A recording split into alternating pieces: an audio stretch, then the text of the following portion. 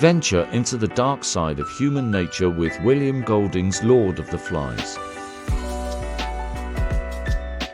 A powerful novel that follows a group of young boys stranded on a deserted island as they descend into savagery.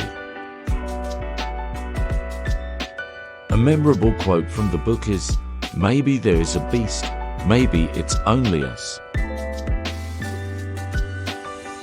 Lord of the Flies explores themes of power, innocence, and the inherent violence within humanity, offering a timeless reflection on the human condition. Subscribe to Novel Nuggets for more literary insights.